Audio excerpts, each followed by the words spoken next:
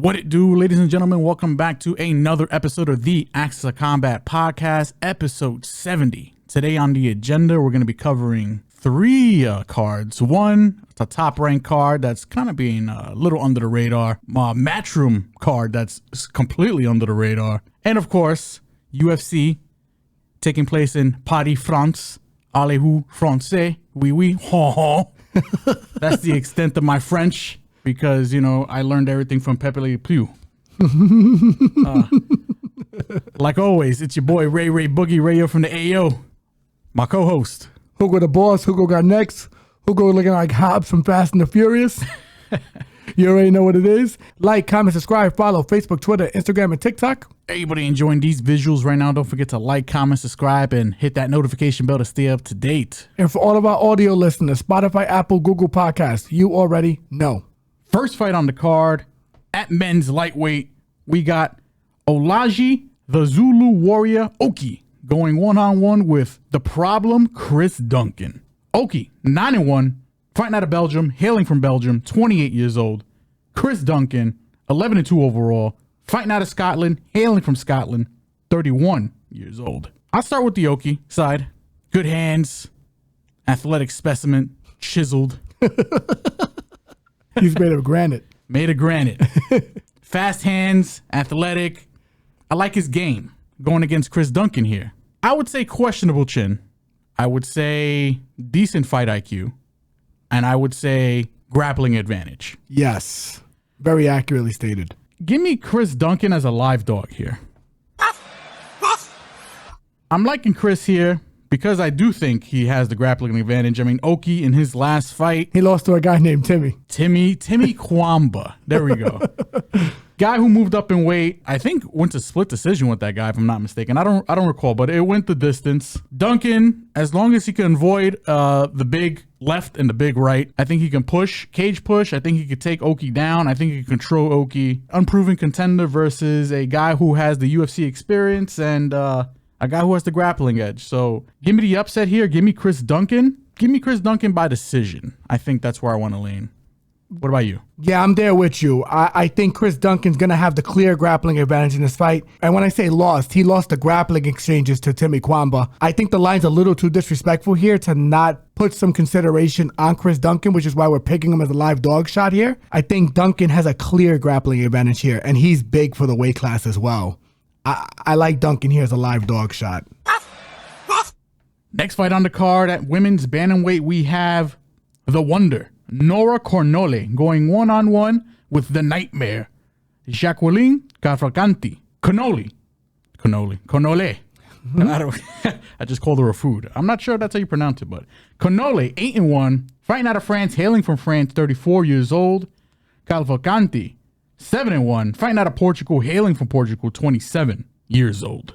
This is actually a run back, a super early run back for when both of these women became pro. I think it was Cornolle's first fight and Cavalcanti's second fight. First of all, it took place in featherweight. Cavalcanti looked bigger. Cavalcanti fought bigger. I can't get the first fight out of my head. I think Cavalcanti is the better striker. I think Cornolle has the power edge. But I think Cavalcanti has the physicality edge. And if Cornolle tries to take her down, I don't think she's going to have as much success. Give me Cavalcanti here. I think she wins probably by decision. I think she rolls Cornolle, who I don't think is... I think Cornolle's okay. I never thought she was that hot to begin with in the beginning, but... I didn't think she won her debut fight either. She didn't. Yeah. And not in my opinion. I don't think she did. So she only got that decision because she was in France with that fight.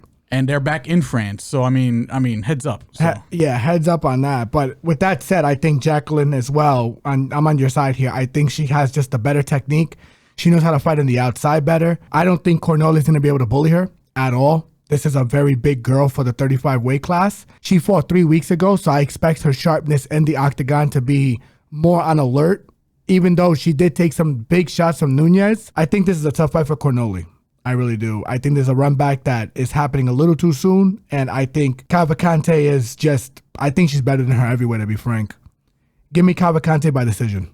Next fight on the card at men's flyweight, we have Daniel Barez going one-on-one with El Magnifico, Victor Altamirano. Barez, 16-6, fighting out of Spain, hailing from Spain, 25 years old. Actually, no, 35 years old. Altamirano, 12-4, fighting out of Mexico. Actually, no, fighting out of Fort Worth, Texas, hailing from Mexico. 12-4 overall. I don't know. I'm not sure if I said that already, but 33 years old. This is a decent flyweight fight. Altamirano might have a chip on his shoulder considering he was left off the Spear card where they featured all those Mexicans and they shipped his ass to Paris to fight this Spaniard. You know, he might have a bit of a chip on his shoulder here. But he might have been lucky not to be on that card because it seems like every Mexican fighter got rinsed on that card. That's true. So, you know. Yeah, Mexico kind of took an L on the Spear card, but on Independence Day. Everyone but Canelo. Everybody but Canelo. Tough fight. I think it's one of the tougher fights on the card to call. I think on the feet, I think Barez probably has the power advantage. And the boxing advantage. Altamirano probably has the volume advantage, but he doesn't hit as hard. And the overall striking advantage. And I think Altamirano is more than willing to go to the grappling, even though I think Barez is not that bad. Offensively, he's not that bad. Defensively, you know. Little sus. Little sus. Close fight. I think the overs hit from a betting perspective. I think this probably goes the distance. Love the overs in this fight. I think the finishing upside is probably on the Barez side. But that being said, I think the volume and the grappling, the constant pressure, give me Altamirano, but I wouldn't be surprised if if Barez clips him and gets a close split decision either. Either way, split decision, I'm leaning Altamirano. What about you? Agreed. I'm not going to add much more onto that because I think you pretty much covered it quite clearly what it is. This fight kind of got put together last minute too, so I'm kind of like questionable about people's camps. I want to wait till people get on the scales and then maybe hear a little more backstory as like the week progresses. Yeah, there's a couple of fights on this card that kind of just popped up. It kind of just popped up. Like this card went from like a 12 fight, 11 fight card to a 14 fight card immediately. Within a night. Yeah, it's a little bizarre, but I'm with you. I think this is a dog or pass spot. Altamirano being the dog. But as well, too, I'm probably going to lean him just from a technical standpoint because I feel like he has more ways to win. I am not very confident in this fight. The only thing I'm confident in this fight about is the overs. I think this fight goes to decision 9 times out of 10. So give me the overs. Give me Altamirano as a live dog. And that's where I'm at. Next fight on the card at women's bantamweight, we have Fiona Ailin Perez going one-on-one with the Iron Lady, Darya. Ooh, hold on. Let me get this name. Zheleznyakova. Bam. Got it. Fucking nailed it. Fucking nailed it. Perez, 10-2, fighting out of Argentina. Actually, fighting out of Miami, Florida, but repping Argentina, 29 years old. Zheleznyakova, fighting out of Paris, France, but repping Russia. 9-1 overall, 28 years old. I didn't know Zheleznyakova was fighting out of Paris. I knew she was Russian, so I guess kind of a hometown advantage here for her, maybe. I don't know.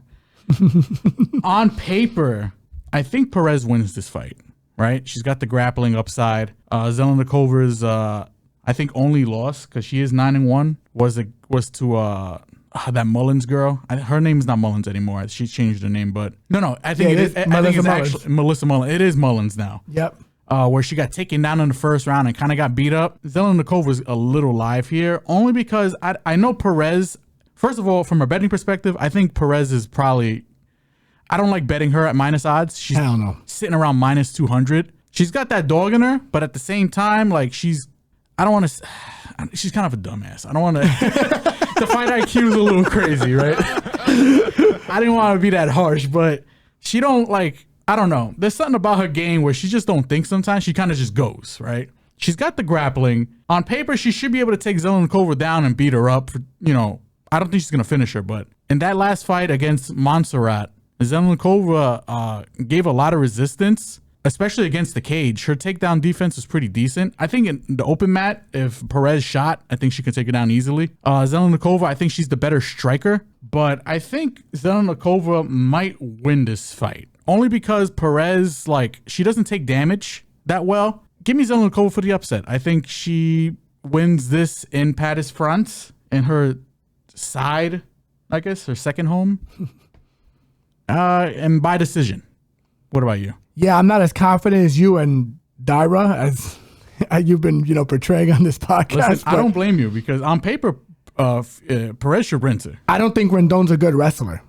And I think Ailin has better entries and better ways to get you to the floor. I think you're right there, but I think where I differentiate, I think Montserrat is more physical. I think she's stronger of the two. Yeah, between her and Perez. Well, Perez definitely got more technique though. Well, she's bigger, right? Yeah. Like then that's the only reason this fight's even interesting, because Darya has a 4-inch height advantage on this girl, and she's kind of broad for the weight class. That's the only reason this is interesting. I won't go as far as you to say if she's a live dog. I'm not mad at people who want to play her, but I think Ailin should get an easy decision on this fight. I just don't know how Darya is going to deal with her wrestling. I really don't. And I know Ailin does turn her brain off a little bit sometimes, but Darya is not exactly a one-punch knockout artist either. She's not someone that's going to make her like direly pay for it. I think there's more dire need for Darya on the floor if this hits the floor. if Ailin gets on top of her and starts working her. I think this is a tough fight for Darya. And she did get taken down by Rendon, who I don't think the entries were great. Rendon did out-touch her on the feet, and I think Ailin's a little more active on the feet than Rendon, but Rendon is also a little more durable, wears damage a little better, and I agree with you, is probably a little stronger than Ailin, but technique doesn't, size doesn't win you fights. Technique does. Right. And I think Ailin just has better inside trips. She has better back takes. She knows how to get to your back better. She knows how to wrestle you down and continuously rinse and repeat. And she doesn't get too tight. She's kind of fixed that cardio issue over the last 2 fights, I think so. With that said, I got Ailin Perez by decision, but I'm not mad at people who want to take Darya as a live dog shot plus 200 because I think the odds are a little disrespectful. But give me Ailin Perez by decision. Next fight on the card at men's bantamweight, we have another fight that actually kind of just got thrown together in the last couple days here. Tyler Lapilus, double impact, going one-on-one with the returning Vendetta, Vince Morales. Don't know why I paused there. That was wild dramatic. Lapilus, 20-4, fighting out of France, hailing from France, 32 years old. Morales, 16-7, fighting out of Ontario, Oregon. Confusing. 33 years old. Like I said, another fight that kind of just got put together. I mean, maybe they knew about it, but I think they took a little too long to announce this fight. Correct. Lapilus, hometown advantage. Lapilus, one of these guys who's very technically sound on the feet, hard to take down. His only loss since he's returned was against Basharat. No shame there. No shame in that game. That was a pretty good fight, to be honest. Vince Morales, his last fight in the UFC was against Miles Johns in a fight that I thought he won. I agree. He's been cut. He's been on a 5-fight winning streak where he's gotten, I think, 4 finishes, and I think 3 of them were via sub. His last fight was against Hunter Azur to get in here, and that was last month. It was not even last month. It was like 3 weeks ago. So Morales is stepping in here, fighting Lapilus. I think it's just a tough fight for Morales in general. I think this fight, from a betting perspective, I like the overs. I think this fight goes the distance. Lapilus is not really a finisher. Vince Morales hasn't shown to be a finisher at the UFC level, even though his last couple fights he's been on kind of a tear. Give me Lapilus here by decision. Maybe it gets sweaty. Maybe from a betting perspective, if you like the split decision. Give me Lapilus here. I just think he's the better fighter. Unless Morales has suddenly changed something in his game, I don't think it isn't anything Lapilus hasn't seen before. So give me Lapilus by decision. What about you? Yeah, I'm there too. I think Lapilus, good takedown defense, big for the division, knows how to use his range, knows how to fight off his back foot, the better counter puncher, pretty good defensive grappling, knows how to get back up to his feet, especially if it's not against someone who can smother him like Basharat.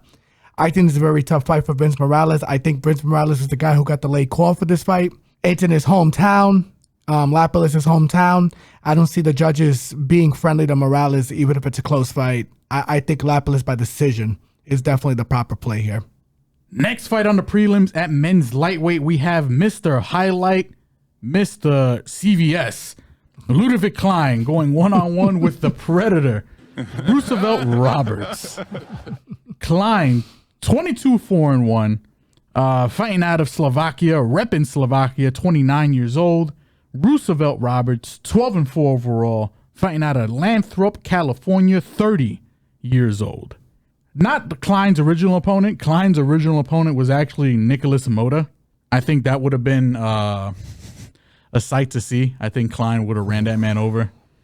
That being said, I mean, Roosevelt Roberts getting off the couch once again is probably going to get ran over here. It's a mismatch. It's a bit of a mismatch. First mismatch of the night, low-key. But Ludovit, listen, dude's on a tear, excellent kickboxer, underrated grappling, underrated grappling defense. Roosevelt Roberts has got the tools, but doesn't really, he just doesn't really put it together as well. He's more of a grappler over the striker. I know he strikes a little more lately, but you can tell his bread and butter and where he feels more comfortable at is on the ground grappling. I think Klein wins this fight here. And I think Klein, even though he hasn't had a submission in the UFC, give me Klein to get his first sub win against Roosevelt here. I think on the feet, Klein and Roosevelt going to exchange. Roosevelt's not going to like what's coming his way. Roosevelt's going to grapple because that's where he feels more comfortable. Ludovit Klein is going to welcome the grappling. And I think Ludovit gets his first sub win in the UFC. Give me Ludovit by sub. Bang. What do you got? yeah, I'm there too. And I like Roosevelt Roberts. If you've tuned into the show, I like his backstory. I like everything about this guy. I do think he has like the physical tools to do work. I just don't like him getting off the couch for such an intense challenge, to be frank.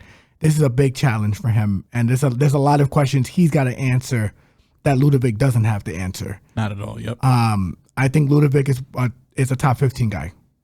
It's just when at this point, and I feel that he has already a lot of convincing wins at the UFC level. Roosevelt's still struggling to find some. He's lost to legit guys, like he lost to Bahamundes. I predict he's probably going to lose this fight. And he lost to the other guy that he took on short notice. Oh, the fire hydrant, right? Rebecca. And there's no shame in that. No, not at all. Austin Hubbard, it's okay. Austin Hubbard's a high IQ fighter, so I had to repeat it again because I was a little far from the mic. Bars. But yeah, I think it's a tough fight for Ludovit. I think he gets the submission as well. Roosevelt's a little exposable on the floor, and Ludovit will probably get the fight there sooner than later because Roosevelt is somewhat dangerous on the feet with his boxing technique and his straights. Give me Ludovit by submission. Bang. Next fight on the card at men's light heavyweight. There is no women's light heavyweight, so it's definitely just one. Light heavyweight. We got Oumar Sy going one-on-one with, I don't know his nickname, Seda? Da Woo Jung. Sy, perfect. 10-0, fighting out of France, hailing from France, 28 years old. Jung is 15-5-1, fighting out of South Korea, hailing from South Korea, 30 years old. This smells like a setup fight. I'm going to pick Oumar Sy here. He's perfect. He's home. He's in France. I'm assuming he has the grappling edge here. Jung, 3-fight losing streak. Smells fishy to me. Don't really have an extensive breakdown here. Admittedly, I need to do a little more tape on this, but on paper, I think Oumar Sy is the guy. So I'm going to pick Oumar Sy, but I'll let my brother, my esteemed co-host, I'll let him break it down. Go ahead. Yeah, you have the right idea picking Sy for this fight. I think that Jung, a lot of things got exposed in the Devin Clark fight, but I'm not going to hold that too over his head because I think that was Devin Clark's best performance, and that was his best performance in the UFC, to be frank. Jung was able to reverse position on Devin Clark, get him to the floor, get his back, hit him with tosses, and he outstruck him for the most part in the feet. That fight was a lot closer than the judges gave it for. With that said, I think Oumar Sy is the goods with the grappling. I think if Devin Clark can get to your back, it's going to be a long night. If Oumar Sy gets to your back, Jung on the bright side has some good switches. He has very good calf kicks. He could catch him early, turn off that nerve in his leg and make him stumble up to one. He could also maintain the distance and get him into some trouble. He got Carlos Ulberg with some good combinations, but Carlos Ulberg just showed he was a class above him. But the leg kicks were the big factor in that fight as well as the Devin Clark fight. I think that Jung does have some upside capability because this is by far the best guy that Oumar Sy has fought. I think if this line gets a little more disrespectful, I think he is a live dog shot, or at least a sprinkle, to be frank. because Oumar Sy's striking is not extravagant, to be frank. It's just serviceable enough to get into the grappling. With that said, I think Oumar Sy gets his back and probably strangles him. Give me Oumar Sy by submission. Next fight on the card at men's light heavyweight. We have Ion, the Hulk Cutelaba, going one-on-one with the debuting Ivan Erslan. Cutelaba, 10-10. Holy shit. 17-10-1. Fighting out of Moldova. Actually, fighting out of Las Vegas.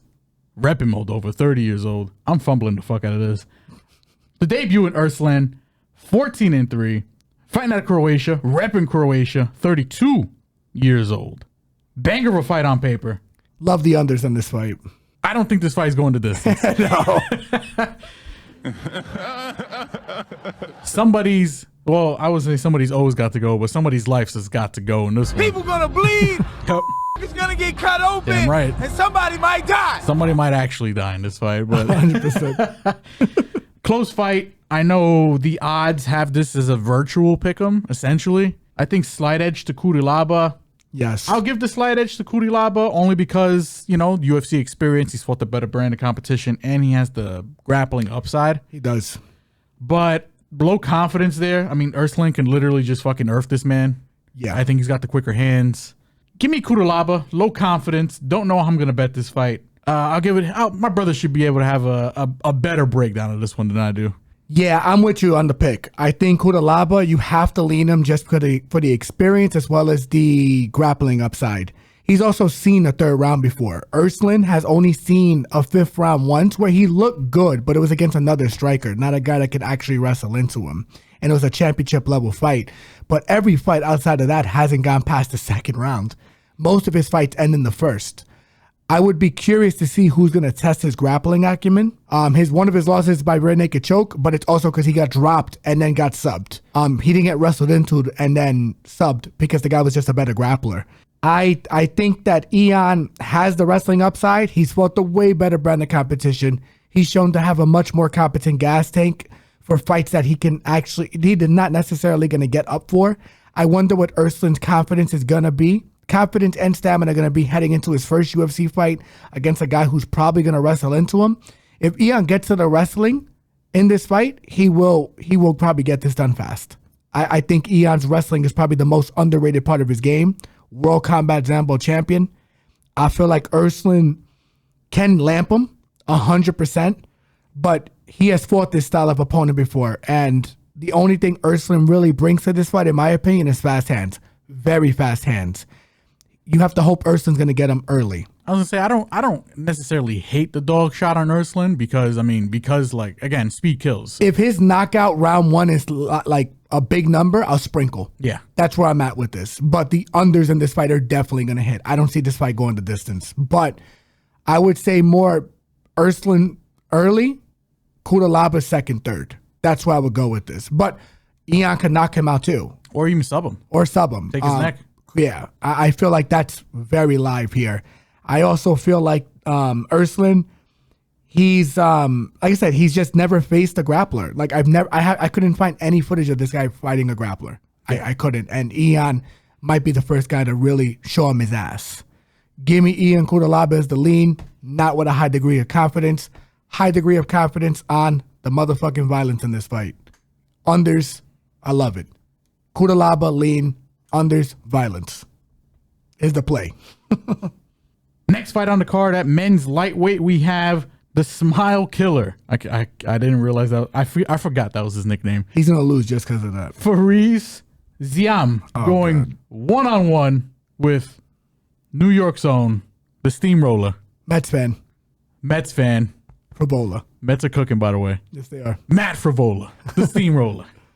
Ziam, 15-4, fighting out of France, hailing from France, 27 years old. The Steamroller, 11-4-1, fighting out of Tampa, Florida, but repping New York, 34 years old. Striker versus striker, pretty much, right? I'm going to lean Matt because he has the grappling. The question is whether he goes to it here. Yes. He should. I hope he does because I think if he does, it's going to be a short night for him. Yeah. For Ziam, right? Yeah, this fight's line as a pick'em, by the way. So, yeah. Frevola, please just go to the grappling. I'm begging you. Just go to the grappling. He should win this fight. He should upset the France kid here. Give me steamroller. Probably ITD. I don't know. I don't know about that far, but probably by sub. But he lands ground and pound, so he's not really a sub artist, but I get you. I don't hate the ITD play. Give me the ITD. I got a feeling. Maybe I got the bias kicking in. I don't know. This is not betting advice here. Give me steamroller. I think he wins this fight. And if he doesn't go to the grappling, it's a way closer fight than it needs to be. But that's my breakdown of this one. What about you? I'm going to take Frevola as well, and not with a high degree of confidence. The last time Frevola wrestled was 5 years ago, offensively. And that was against the violent Bob Ross. And the fight before that was what? Jalen Turner. Yeah.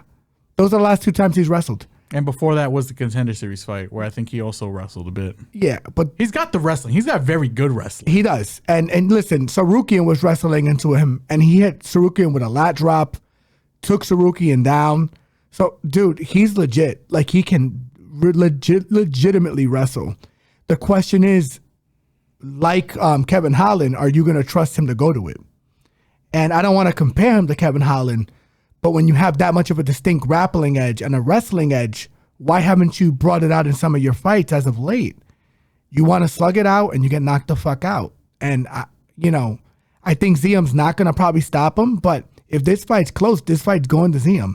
I'm going to lean for Vola, but at a pick'em, I'm not mad if you're taking Ziam. I might even bet Ziam just because they're in France, because I do think this fight's going to be relatively close. As well, too, less damage on Ziam. Frevola has been stopped before. Ziam is not. Ziam's big. The lateral attacks up the middle are going to give Frevola a lot of trouble. But with that said, I still agree with my brother here. I think with the wrestling upside, you have to lean Frevola here because he has the wrestling upside. It seems the trend with him using the wrestling, believe it or not, seems to be with guys who are over 6'1". This is a 6'1" opponent. He's a taller dude. So I feel he is going to go to the wrestling. And if he goes to the wrestling, I feel like he can control where this fight goes and give Ziam a lot of trouble. Yeah. And Ziam's a bit squirmy, but Steamroller's got the physicality where I think he can hold him down for a bit, in stretches and, get to work. And win minutes. Yes. So, and then on the feet, Frevola, very fast hands, very light in his feet, and hits very hard. Yeah, I'm a little worried about his chin, but against a guy like Fareem, who doesn't have a great chin either. Yeah. Let's just call it what it is. Like, he's been touched, he hasn't really been dropped, but you see him get rocked from shots that shouldn't hurt you. Yeah. I like Frevola here. Give me Frevola. Next fight on the card at men's featherweight, we have the last pirate, Morgan Charriere, going one-on-one with the Fly, Gabriel Miranda. Charriere, 19-10-1, fighting out of France, hailing from France, 28 years old. I was going to call him the Spanish Fly, but he's Brazilian. Gabriel Miranda, the Fly, 17-6, fighting out of Brazil, hailing from Brazil, 34 years old. This is a fight where I think the lines have gotten a little... The line's out of control. A little too nuts. It's out of control. I think Charriere is the side. I think he should get it done. He's a very well-rounded fighter. You can argue he didn't lose his last fight against Mariscal. He's a bit of a journeyman, but he's a bit of a high-level journeyman. He's got an extensive regional record. I think he does belong in the UFC. I think he's good. Miranda, I think is probably, no pun intended, he's flying under the radar a little bit here. I agree.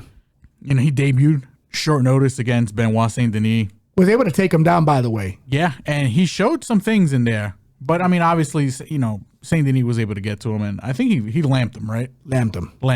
Next fight was against, wasn't against Benoit Saint-Denis Cadler fight. Well, who was it? Shane Young. Melted him. And I had a bet on this fight. This one pissed me off a bit because I tried to get cute. I was like, you know what? Maybe Shane Young, because, Miranda wants to grapple. Right? Shane Young, infamously no chin, right? So you're like, you know what? Maybe second, third round, Miranda gets the sub. I'm sitting on some fat stacks. No, this motherfucker ran through this boy like butter, took that boy's neck, and literally disposed of him like trash. It was crazy. I think Shane Young retired after that fight. I'm not even sure. He should have retired after that fight. He looked bad.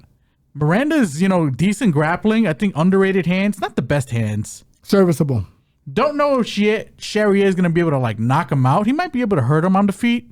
I give Charriere the striking advantage here, but the grappling is probably where it gets a little interesting. Give me Charriere by decision, but in terms of the betting, in terms of the gambling, side of this, I don't hit a dog shot on Miranda here. Miranda by sub is probably the most likely way he can win this fight, but his money line plus 400, I don't even hate it either.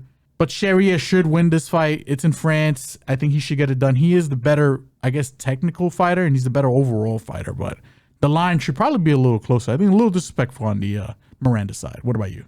Yeah, I'm with you on Charriere and everything except the decision. I think this fight can get very ugly for Gabriel late in the fight with the striking, especially with Morgan's body kicking ability as well as his more of his kicking ability, his teeping ability. He knows how to dig to the solar plexus, get under your elbow with the roundhouse kick.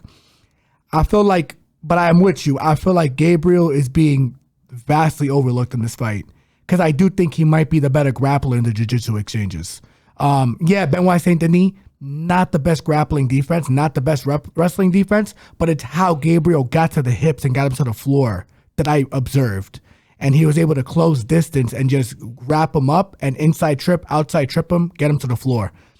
Morgan got taken down by Chepe Mariscal. And I'm not trying to shit on Chepe. Yeah, Chepe's that dog though. Chepe got a little bit out of him, I'm saying. He's a dog. Yeah. But you could argue Chepe won that fight. And Chepe did win that fight. He did win that fight. Morgan, you could argue, won that fight. Yes. But I don't feel like Chepe's entries are as good as Gabriel's. I think Gabriel has a better way of getting to the body and getting to your back. And then he's more lethal with the submission exchanges. I like Gabriel as a live dog here, system play, because I don't think anyone at this level should be a plus 400 unless it's a complete rinsing. I think he stood in there and took some of the best shots from Benoit. And the reason it ended in the second round is because Benoit put a ton of volume on him in the first round, which Morgan may or may not do because he will sit back and play the technical game. Yes. If that happens and this is a technical game, Gabriel has every chance to probably execute a takedown on an overshot or even a kick from Morgan that he can grab and bring him to the floor. I'm just saying I think Morgan's going to win this fight. I'm completely on it, but at plus 400, I think the line's a little out of control. Give me Morgan to win this fight by, I would say, second or third round stoppage. Give me Gabriel as a very, very live dog that I may or may not play, depending on how much more this line gets out of control. At plus 400, though, it's already out of control. But if it gets even more inflated, it's a system play. Give me Morgan, though, by ICD. Next fight on the card at men's welterweight, we have Kevin Air Jousset going one-on-one with the Butcher. Brian Battle. Bars. Then Triple B. Jousset, 10-2, fighting out of Auckland, New Zealand, but repping France. Actually, no. His nationality is France, but he's fighting out of New Zealand. Get it right. So this is his second home, technically, I guess, right? Or first home, because he was born there, I think, right? I don't know. 31 years old. Going one-on-one with Brian the Butcher Battle, who is 10-2, fighting out of Charlotte, North Carolina. 30 years old. Good fight. Banger of a fight. This one, I've been having a hard time picking a side. One of the tougher fights in the card to call. I think Jousset is probably the cleaner of the two, more technical of the two. He's got a very good jab, very good low kick. He's got the judo background. He's got some jits too. I mean, was it his last fight? The fight before he fought Crosby, got him in a rear naked. Looked pretty clean. Yes, got that boy in and out. Pause. Brian Battle. I think he's probably the more dynamic of the two. Maybe the power edge. I don't trust his chin as much as I trust Jousset's chin, but I do trust that he's probably the more creative of the two fighters in terms of, he's going to go in there and, flash more tools and, really mix things up. I think he's probably also got the grappling edge here. I think that's why I think he might be the slight favorite here, right? What's the line on this? He's a minus 162 favorite. Okay. A little wide in my opinion, but I think Battle's probably the rifle side here, but I think this fight is tough. Should be a pick'em, low key. It should be closer to a pick'em. I think it should be slightly edged towards Battle because of the grappling, but tough fight. I kind of want to lean Giuseppe. I just think he's just super clean, but Brian Battles, he's a son of a bitch, and he's been kind of on a tear. So it's tough. I'm going to lean Giuseppe. My brother's probably going to lean the opposite way. But I'm not really too confident in this one, but I do think from a betting perspective, maybe the overs. Correct. Maybe this one could be a back and forth decision, back and forth war. It's tough. Give me Giuseppe here though. I'm not going to lean the other way, at least not today. Ooh. I'm going to go with you on Giuseppe here as a live dog. He has a jab, probably one of the best jabs in MMA. I'll go that far. And he has disciplined a lot of guys with that jab. Brian Battle, if he can figure out a way to parry the jab, which I don't want to say he's not capable. Everyone's capable, but he hasn't shown a propensity on the defensive side of fighting. He's gotten better from when he first started. Yeah, he's a little like all offense kind of, right? Correct. Now, and here's the other thing. I'm not mad at people who are just like completely on Brian here because Brian is a middleweight coming down from welterweight. But Giuseppe is a humongous welterweight. These guys are about the same size, same dimensions. But I think Giuseppe knows how to manage distance better. I just do. I think Brian, he's probably going to have the power edge here. But I think Giuseppe is just a cleaner striker. I just do. I think if Brian can't get this fight to the floor, he might be in some trouble in this fight. That's why I'm going to lean him. And Joel Kinnaman. Kevin Giuseppe. Sorry. They look exactly alike. Trust me. I think Kevin is going to be able to exploit some of the deficiencies that Brian may have on the feet. A lot of the guys that Brian has fought recently are wrestlers. And those are the guys he's been able to take advantage of. Brian's lanky, but Kevin can grapple too. Like, he's not incompetent with the wrestling.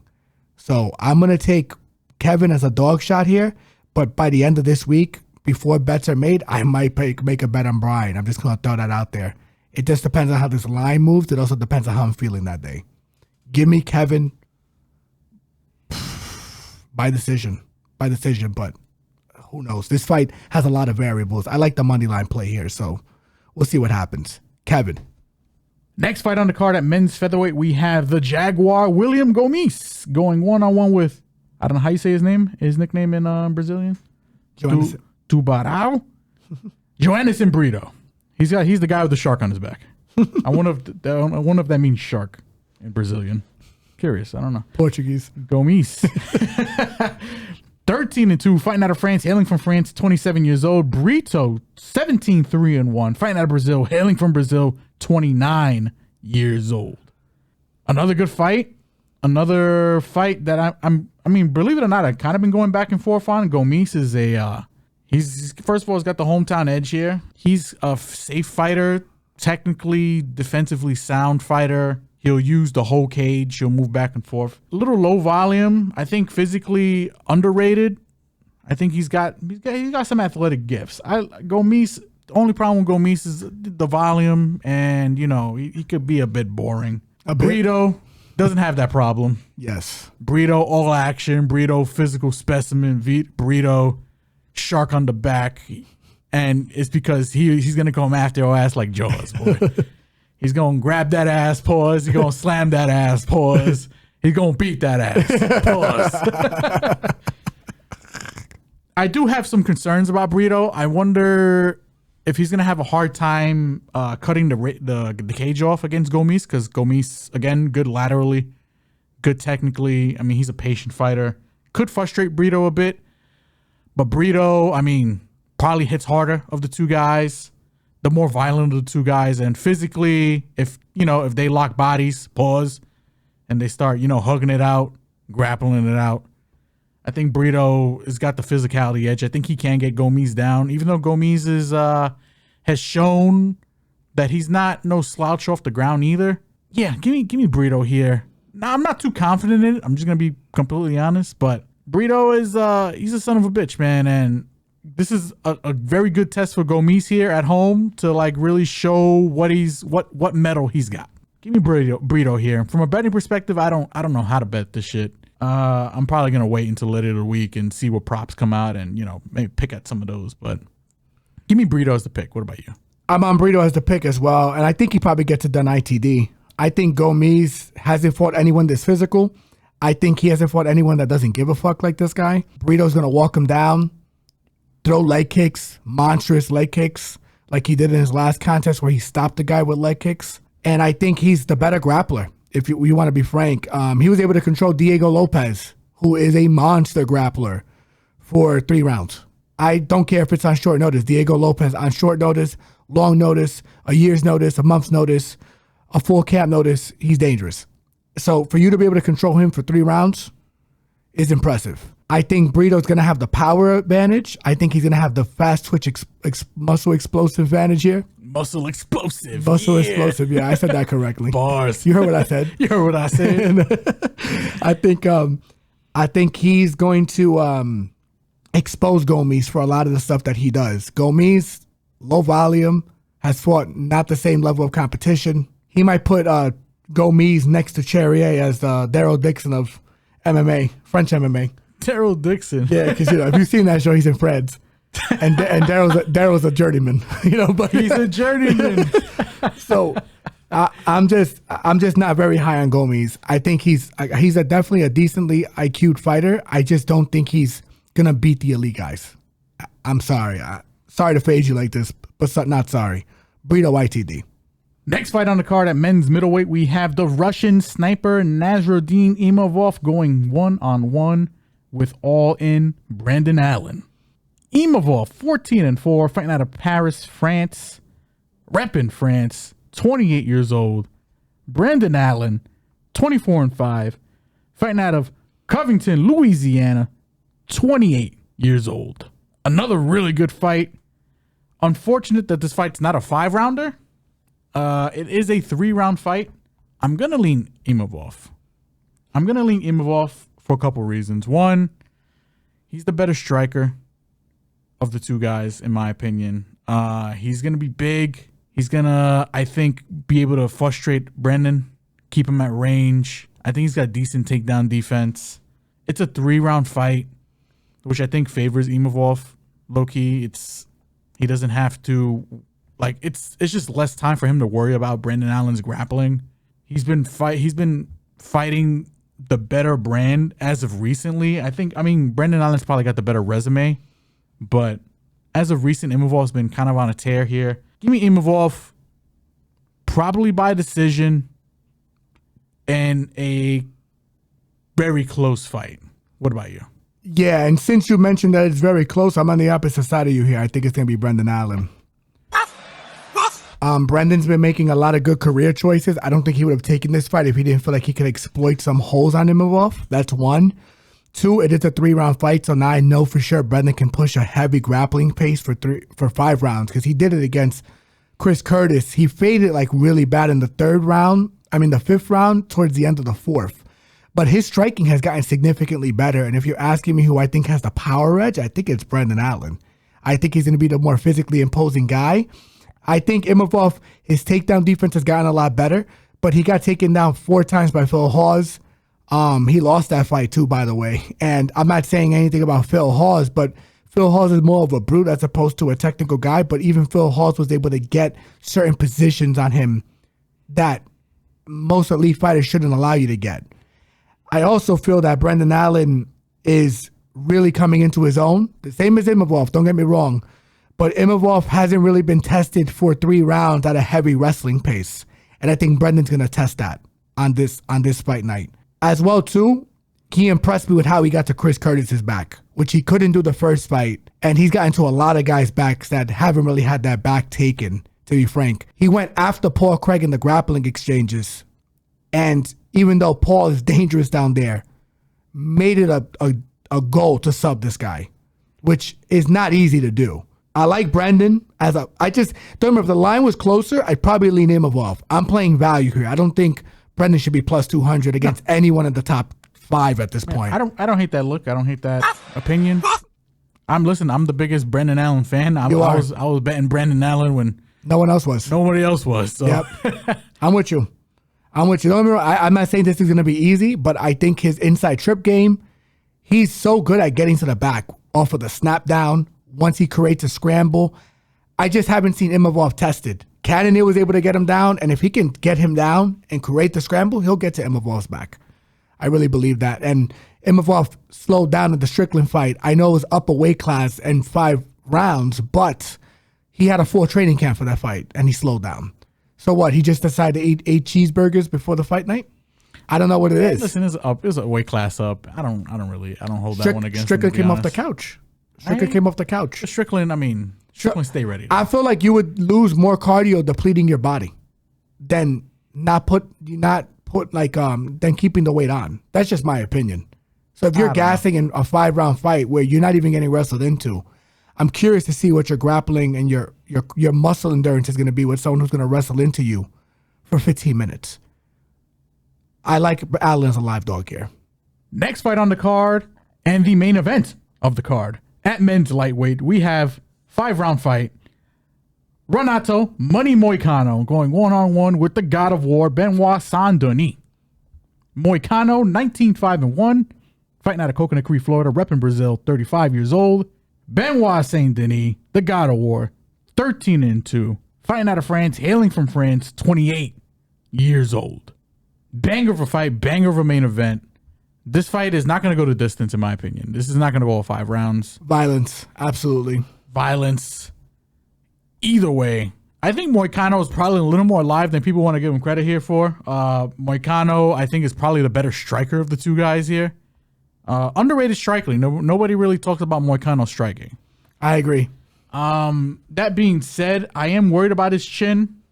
I am worried about Benoit's chin at the same time, but Benoit probably has the power edge here. Benoit is going to push the grappling. I don't think he's going to be afraid to sit in Moicano's guard, which, I mean, could spell some trouble, but he was, he took the fight to Thiago Moises, who, I think they have similar jits in my opinion. Maybe not. I don't know. Moicano's pretty good on the ground, but Moicano's filthy on the floor. I don't think Benoit is going to be afraid to sit in the guard. I think Benoit is going to bring the pressure. I think Benoit is going to bring the pain. I think Moicano's probably best shot, low key, is probably to keep it standing because I do think he's the better striker. He has to, if he's going to go to the floor, he has to get to his back. Yes, and if he gets to Benoit's back, all bets are off. All bets are off, son. But I'm gonna lean Benoit here. I think Benoit maybe bit off a little more than he can chew in his last fight against Dustin Poirier. I don't think he's got to worry about that kind of power coming his way in this fight. But I do think he does have to worry about the jiu-jitsu, especially if he does take his back. But give me Benoit here, ITD, first 3 rounds. If this fight goes to the 4th round, that'd be kind of crazy in my opinion. I agree. It's funny that I just realized that Benoit Saint-Denis, a Frenchman, French Special Forces got buried by the Creole. But, the gambit of MMA right now, The South will rise again. I like the violence in this fight. That's the one thing I feel confident about. I do feel like Renato is very live in this fight, as my brother said. He will welcome the grappling because Benoit usually uses his striking to get to the grappling. Moicano's got a good guillotine, filthy guillotine, and if he gets Benoit's back, all bets are off on this fight because he could sub anyone once he gets your back. He has some of the best MMA jiu-jitsu in MMA, in my opinion. He does. He's underrated. I love Moicano. Yeah, and by the way, he's also the cleaner puncher.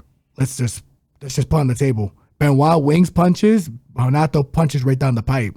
I low-key hope Moicano wins because I just want to hear the promo. That promo at the end is going to be fucking nuts. Moicano need money. He's gonna act to become a fucking French cop. Yeah. I killed this guy, this Special Forces. I'm French Special Forces. But I love you, France. I love the baguettes. No, yeah, I like him too. I do think the physicality is going to be a problem for him in this fight. Yeah. But I can't help to say that he's alive as hell. I'm going to lean Benoit, but man, don't be surprised if I play Moicano later this week. This is a great fight. It's just great matchmaking. Give me Benoit by ITD, but Moicano's ITD, if it's juicy in particular, I will be playing the shit out of that. So that's where I'm at with this. Benoit's the lead, Moicano live dog. And that does it for UFC Paris, France. But let's move on to the sweet science here, and we're gonna kick it off with the Matchroom card that is not only underpromoted, but I mean, I don't even know what's happening with that card. There's only one fight that was announced. I don't know what the undercard looks like. And it is featuring a champion who probably should be getting more praise in Alycia Baumgardner. But my brother, take it away. Yeah, Alycia Baumgardner, undefeated. She's a beast. She had recently popped for some anabolics. Actually, no, not anabolics. She popped for some tainted supplements, which we are very familiar with in the MMA community. She was acquitted. I think she got like a suspension, but it was minimal, or acquitted entirely. I got to look into that to remember. But let's talk more importantly about this fight. If the glove don't fit, you must acquit. Absolutely. She's moving up in weight from super featherweight to lightweight for this fight. She's going against Delfine Persoon, who is a 50-plus fight vet. Comes forward, a lot of volume, great chin. She's only been knocked out once, and it was, let me double check for you guys, because it was a very, very long time ago. She got knocked out back in 2010 via TKO. So 10 plus years ago. All of her fights have gone the distance since, and before then, she's only been stopped once. She's lost 2 decisions, and one of them is to Katie, well actually, both of them are to Katie Taylor, which is crazy. I don't want to say she's a live dog in this fight because defensively she makes a lot of irresponsible decisions. Alycia Baumgardner can fight you forward. She can fight you fighting backwards. Her counterboxing, very good, which is why she beat Mikaela Mayer and edged Mikaela Mayer. She's also beaten a couple of other girls the same way, fighting off her back foot. She also has decent power early. The only thing I worry about Alycia in this fight is that she tends to gas mid to late fight. But in the first couple of rounds, I would not be surprised if she drops this girl just because she's a very precise puncher. So I would like to see what the knockdown prop is in this fight just to see how juicy it is. If you're asking me, Alycia should get this done by decision. She's moving up in weight. This is a very durable girl who has been dropped, can be dropped because she has a lot of defensive deficiencies. But I love Alycia via decision in this fight because I think she just has the better boxing skills. She's going to be faster. She knows how to lean on the jab. She knows how to counter box better. Delfine comes in wailing punches. I just think she is very irresponsible with cutting off the ring and even her shot selection with getting her delivery system to the body of someone like Alycia. She's going to be swinging and missing a lot in this fight. Give me Alycia Baumgardner by decision. All right, moving right along.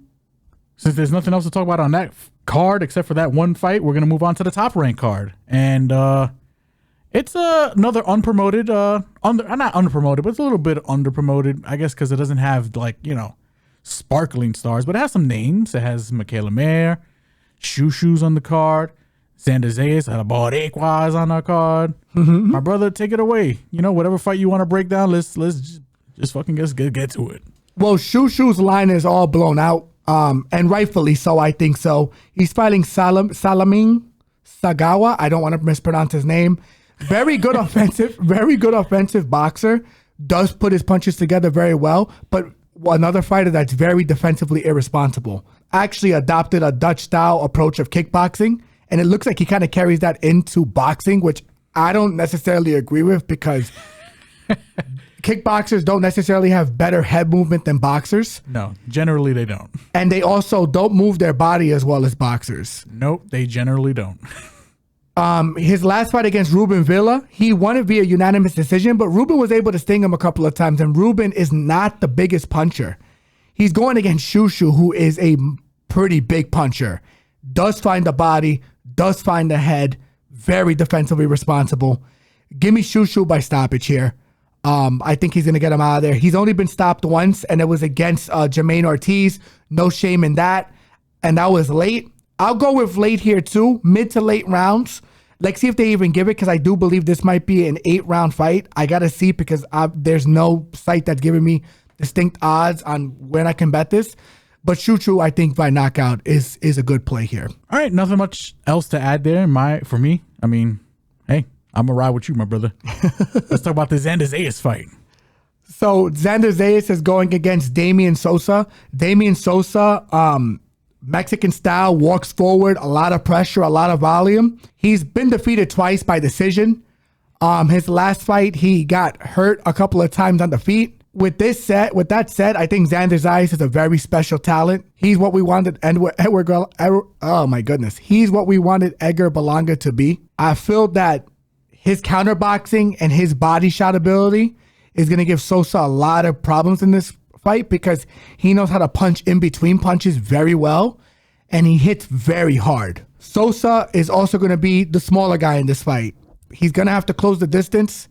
He's fought at super welterweight and Zayas at light middleweight, which I keep reading online is the same weight class, which annoys me with boxing. Yeah, I think it just depends on the country, I guess. I don't. So I think the size isn't going to be the issue. It's going to be the punching power mixed with the boxing acumen and technique that Zayas possesses. That's going to give Sosa a lot of trouble. Give me Zayas probably by, I would say, mid-round body stoppage. I think gets him out with a body shot. All right, well, that's another fight where we got the Puerto Rican getting a stoppage here. That's 2 fights in a row where I think we're predicting stoppage. Anything else you want to add to that one? Yeah. If this fight somehow manages to go the distance, I think Zayas is going to be able to outbox him anyway, because in his last fight against Patrick Teixeira, who I think he could have put his foot on the gas and got him out of there, he was very honest about what he did wrong in that fight and his ability to probably get him out of there. He also showed in that fight that he can fight off his back foot and take his time and fight a technical boxing match, which he can do here against Sosa as well. But with that said, we can move on. I think this fight's going to get stopped. I do. I think Sosa hasn't fought anyone that can fight with this kind of punching power and technical acumen. Well, I think you're right. So let's move on to the main event featuring Mikaela Mayer versus, what's her name? I forgot her name. Sandy Ryan. I mean not disrespect, because she's currently the favorite. Yes.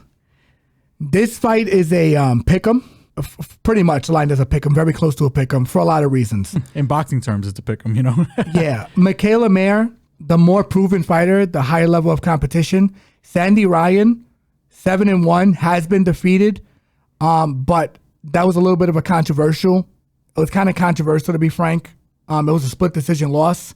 I like Sandy in this fight, and I like Sandy for a couple of reasons. Sandy has shown that she can fight going forward and going backward. She can be the counterpuncher, and she can be the stalker. Her fight that she had a draw with Jessica McCaskill, who was a title contender to Chantel Cameron, the girl that Katie lost to. Yeah, that's why. Yeah, that's where that dynamic came from. But she lost to Chantel Cameron. She is a legit boxer. I did not think this fight was a draw. I thought Sandy was able to get to her body, hurt her on multiple occasions. In fact, I think Sandy has the icing on the cake for a lot of her fights, because in her last 3 fights, I felt that she hurt the girls to the body 3 times with the left hook. Mikaela Mayer, moving up in weight, doesn't have the best head movement. She can't fight off her back foot, not as well as Sandy can. And I feel that she has slower hands, which is crazy. I kind of feel that way as well. Yeah, I just don't think Mikaela is going to be able to hurt her, and for a lot of reasons. Not only because of the size, she's not the biggest puncher in any spectrum, any weight class that she's fought at from welterweight up at this point.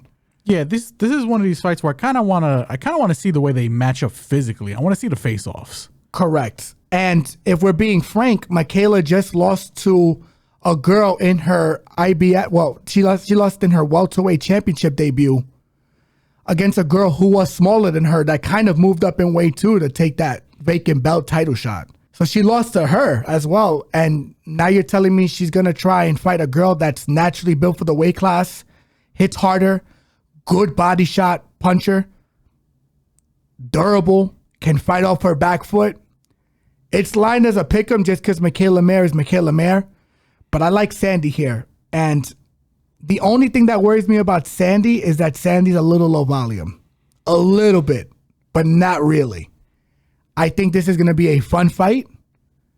But at the end, I think Sandy's going to get her hand raised here, unless she's a deer in the headlights because it's Mikaela Mayer that she's fighting. With that said, don't be surprised if later in the week I do switch off this pick, but I'm more confident on this pick than I am about the MMA pick that I might switch off of later. I think it's the Brian Battle fight. Give me Sandy by decision here. Allow me to put my, what do you call that? My conspiracy hat on for a minute here. They are featuring here Mikaela Mayer here as the main event, right? This is the top ranked card. She is a top ranked fighter. The fight that everybody kind of wants to see is Mikaela Mayer get that run back with Alycia Baumgardner. What better way than to throw a belt on her and kind of force that rematch a little bit? I'm not saying anything crazy, but this is boxing. This is top rank. This is top rank. There could be a fleecing here. Which is why if this fight is close, bro, I'm just saying they might lean Mikaela only because like she's got more of the name and promotional edge. And the promotional edge here. And again, I think people would like to see that run back because that was a good fight. It was a close fight. I mean, there is some history there. It's all about box office at the end of the day. In addition, it also opens up the Katie Taylor fight. It does. Because it's that weight class as well. So Mikaela's still a name. I mean, I ain't trying to throw no shame on no game, but I ain't gonna say it's like a Rolly Romero versus Barossa situation. I don't think it's gonna be that crazy, but it's boxing, and unfortunately, I mean, you have to think this way. It's again unfortunate. The fight, I might not even make a bet on it just for that reason, and it's unfortunate that I have to say that on the podcast. But if Sandy would have to dominate her, in my opinion. I think if the striking is close, Mikaela's gonna get they might. I could see some judges edging it towards Mikaela because Sandy has to put her on her back foot. As long as Mikaela is putting her on her back foot, it's just gonna look. The judges are gonna have an excuse. Yeah, to give Mikaela the fight. I'm not trying to say Mikaela is like gonna be outclassed here. I think this is a close fight, and I think this is a fight that she could legitimately win. Yeah, but here's the other thing too, and I didn't mention it. I don't think she has great head movement. I might have mentioned she gets hit a lot. She gets hit a lot. Yeah. And Sandy has shown a propensity to move her head, especially moving backwards. Knows how to move her feet. She has faster feet. I think it's a tough fight for Mikaela, man. That's why I'm kind of curious to see the face-offs because I just want to see how they look physically. Correct. Next to each other, how they line up, who's bigger, who might be longer. Like the face-offs are going to be real key for me here. But again, like I said, unfortunately, you got to think that way when it comes to boxing sometimes. I mean, you have to think like that when it comes to any kind of combat sport in general because, MMA is getting polluted as well. It's, unfortunately. These sports aren't the cleanest sports. I'm just going to throw it out there. I don't know. Please don't find me. Please don't sue me. You know what I'm saying? I don't know. I'm innocent. I'm just a fan. Yeah, and by the way, sorry if I had any stutters on this broadcast with some of these fights. It's just that some of these fights are so tightly leaned. It's hard to get my thoughts around them because there's so many variables to discuss. Yeah. And they are very tightly lined fights. There's like 3 MMA fights this weekend that I don't know.